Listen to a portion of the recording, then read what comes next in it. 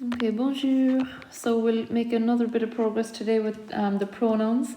So Monday we learned about les objets, les pronoms objets directs. We learned about the direct object pronouns that you can see in front of you. So they replace the direct object of a sentence. So me, te, le, la, nu, vous, les. So it means me, you, him or it, her or it, us, ye or you, and them. So let's look at our examples. So je vois le garçon, I see the boy. I want to say I see him, je le vois. Remember, your direct object pronoun, all of your pronouns will come before the verb, okay? Il déteste les cigarettes, he hates cigarettes, he hates them.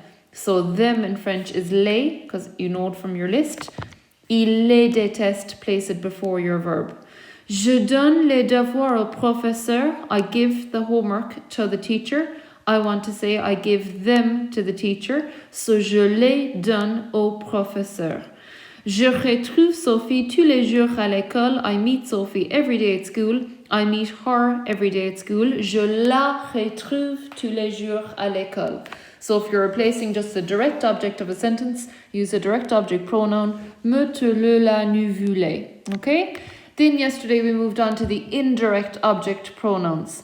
So they replace the indirect object of a sentence. Now in simple terms, it's if you have a sentence and in French it's a verb followed by the preposition agrave, then you use, and followed by a person, then you use an indirect object pronoun. So parler à someone, téléphoner à someone, envoyer à somebody. Okay, so it's sending something to someone, speaking to someone, making a phone call to someone. So to me, to you, to him, to her, to us, to ye, to them. So me, te, lui, nu, vous, leur. Okay, so if you can remember, it's a verb followed by the preposition agrave followed by a person only.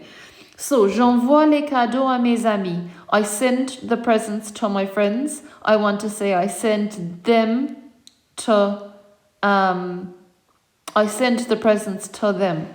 So je leur envoie les cadeaux because I send the presents to them. Okay, to them in your list is leur.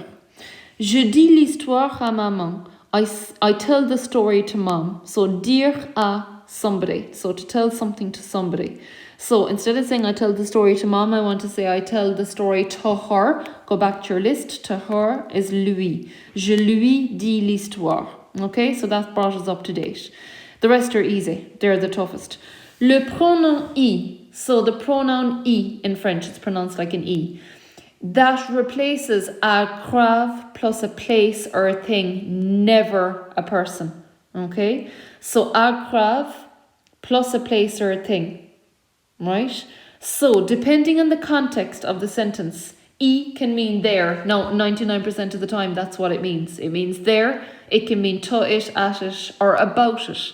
Now, if you look at the first example, you'll get it straight away. For example, je vais à Paris. I go to Paris. I want to say I go there every year. So, replacing agrave, Paris, à Paris, because it's agrave plus a place.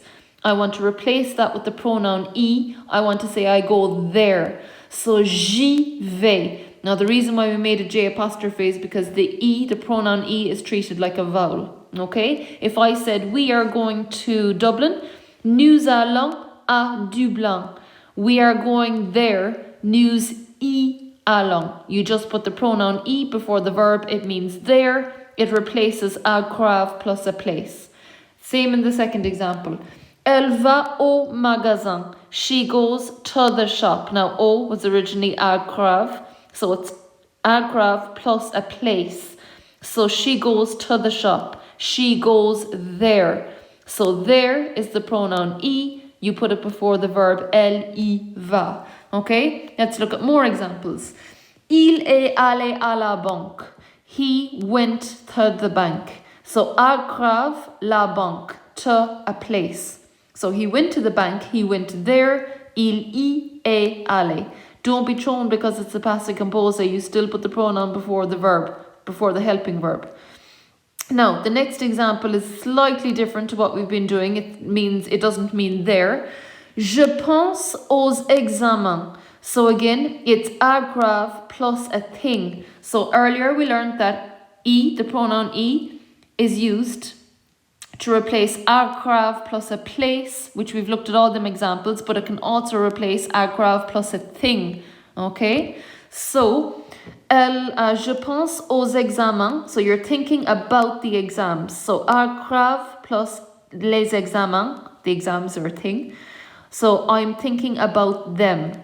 So j'y pense. Now, I don't even want you to overthink that one. If you were using the pronoun to mean there, you're flying it, and that's where I want you to be. Elle va à Londres. She goes to London, or she is going to London. She is going there. So agrave plus a place. Replace it with the pronoun it means there. Elle y va. She's going there. Il allait à la piscine. He used to go to the swimming pool. Agrave la piscine. To the pool. To a place. Okay? So he used to go there. Il y allait. So remember, the pronoun means there. It can mean about it or about them. But really focus on there. Okay? So you place it before the noun. So the pronoun replaces agrave plus a place. It can replace agrave plus a thing. Okay?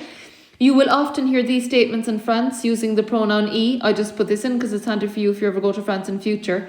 If you're in a queue and they're beckoning you on and telling you to keep going, they'll say to you, allez-y. So you'll hear it at the airport, you'll hear it in queues and museums, etc. So allez-y means go on, go ahead, be my guest, go for it. They're using the aller part, the vous part of the verb, because they don't know you, they're being formal. If they knew you, you're friendly, they'd say vas-y. Vas-y means the exact same as allez-y. Okay, so you'd say it to your friend or your family member. Allons-y means let's go. Okay, allons-y, let's go. So that's just letting you know that the means there. So let's go there, let's go on. Okay, the next pronoun, and it's the last pronoun, you'll be glad to know, is the pronoun en, and you have used this in your oral work. So the pronoun en replaces the preposition de plus a thing. Okay, so the pronoun replaced agrave plus a place or a thing, whereas this is the opposite. The pronoun en replaces de plus a thing. So depending on the context of the sentence, en can mean of it, of them, or some. Usually it means some, okay? So the pronoun en only ever replaces the name of a thing. So en replaces the preposition de plus a thing. The pronoun en is used for verbs that are followed by the preposition de, followed by an object or a thing. Okay, so en is used to replace the preposition de plus a thing. Right, let's look at examples and it'll become easier. J'ai besoin de la voiture. So avoir besoin de, to need. So I need the car. Instead of saying I need the car, you just want to say I need it. So it, replace de plus a thing. De la voiture, you can replace that with the pronoun en. Okay, so j'en ai besoin. I need it. Okay. Vous avez du beurre? Do you have some butter? So you're asking somebody a question. Do you have some butter? So it's de plus a thing. Du beurre. And you want to respond, yes, I have some. Oui, j'en ai. Yes, I have some. Il achète du vin. He buys some wine. De plus a thing. Wine is a thing. So he buys some. Il en achète. Okay? Now you mightn't ever use the en pronoun in your written work. That's absolutely fine. If you're using a direct object pronoun, an indirect object pronoun, and the pronoun you are absolutely flying it. This is just in case you go on to do French in college in some shape or form, you'll be aware of it. Now, I just have a little note at the bottom of the page. Food and drink always have the preposition du, de la, de l'apostrophe before them when you say some food and you don't express the exact quantity. Okay, I just wanted to remind you of that. That's why I have the word for some before all of the food here. Okay, an example of the pronoun en that you would have learned for your oral work is the following sentence. Il me donne de l'argent quand j'ai besoin de l'argent. Now, we didn't quite say this sentence because it sounded so repetitive. So they give me money when I need money. They give me some money when I need some money. So it's the verb avoir besoin de. So it's a verb followed by the preposition de, followed by a thing. Now, notice how repetitive it sounds when we say money twice. They give me some money when I need some money. So this is what we used instead. Ils me donnent de l'argent quand j'en ai besoin. They give me some money when I need it. Okay, so I hope that example reminds you of, oh yeah, now I remember the pronoun en, and I know that it can mean it or some. Okay, so just to finish up, now I know some of you have been thinking about this already. Yes, it is possible to use a direct and an indirect object pronoun in the same sentence. A double pronoun, if you want to be brave enough. Let's not get too far ahead of ourselves. But who knows, we might be able to use two in the same sentence when we get more practice in. Anything is possible. This will be easy in another week or two. Okay, today it seems overwhelming. Tomorrow will be fine. For example, je donne les clés à maman. I give the keys to mom. The keys is the direct object of my sentence. To mom is the indirect object. How I know that's the indirect object is because it's à maman. It's donné à, verb followed by the preposition à grave followed by a person. Okay? So let's replace the keys and to mom with a direct object pronoun and an indirect object pronoun. Je les lui donne. I give them to her. So les is the direct object pronoun replacing les clés, okay? And lui is the indirect object pronoun replacing to mom, so to her. So I have a direct object pronoun first, followed by an indirect object pronoun, and I can place the two of them before my verb, and it really shortens my sentence. What have you noticed here in this sentence with a double pronoun? You've noticed that the direct object pronoun will always come before the indirect object pronoun, okay? Another example that we used earlier where we could have used a double pronoun. J'envoie les cadeaux à mes amis. I send the presents to my friends. So the presents, les cadeaux, is the direct object. À mes amis, to my friends, is the indirect object because it's envoyé à someone. So instead of saying I send the presents to my friends, I want to say I send them to them. Okay, if you really want to shorten it down. So je les leur envoie. Les stands for them, as in the presents, and leur is to them, as in to my friends. Okay? Now, finishing up on all this. If you are going to use a couple of pronouns in a sentence, how do you know which ones come first? Well, first of all, anyway, you'll always have the subject pronouns. Je, tu, il, elle, nous, vous, il, leur, elle. Then you will always have the direct object pronouns followed by the indirect object pronouns. Now you'll have noticed that in the second column I have common pronouns because we noticed that the direct object pronouns were me, te, le, la, nous, vous, les. The indirect object pronouns were me, te, lui, nous, vous, leur. So they had me, te, nous, and vous in common. So obviously they're always going to come there anyway first. Then your direct object will always come first. Le, la, les. That should say le, la, les, sorry, in the second one. And the indirect object will follow lui or leur. So always direct object first, then indirect object. Then if you're going to put in a pronoun I, then it'll come next, then the pronoun en, then the verb. You will never have a sentence with all of them like that before a verb. I'm just showing you the placement or the position of them in a sentence. Okay? So just remember, always direct object first, then indirect object, then the pronoun I, then the pronoun en, just the way we learned them. Okay? So je plus the direct object pronoun, indirect object pronoun, I, en, and then your verb. If the sentence is negative, the ne will always come after the subject pronoun and the pas will always come at the end after the verb. So, je ne donne pas les clés à maman. I do not give the keys to mom.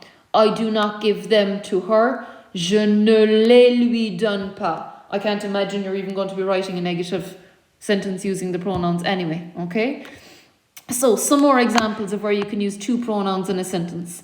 Je le lui expliquerai. I will explain it to him, okay? It could be I will explain the French to John, okay? So, I will explain it to him.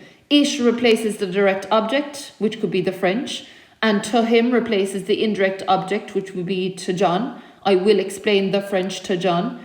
So, Je le lui expliquerai. I will explain it to him. Je le lui prête. I am lending it to her. I lend it to her. Now, in my full, proper, original sentence, it could be I lend the biro to Sophie. So instead of saying I lend the biro to Sophie, the biro, I replace it with le, and to Sophie, I replace it with lui, to her. Il nous l'a envoyé. Okay, he sent it to us. The original sentence could have been he sent the present to Sophie and me, and Sophie and I. Okay, so he sent it to us. Il nous l'a envoyé. Okay, I hope that's alright.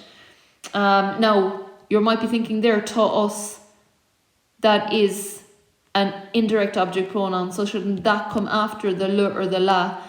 Technically, yes, but because it's new and the direct object pronoun and the indirect object pronoun have it in common, then it goes first. Okay, just look back at your table. So, some more examples. We're nearly done. Je donne le livre à David. I give the book to David. So, le livre is my direct object. À David is indirect object, to him. So, I give the book to David. I give it to him. Je le lui donne.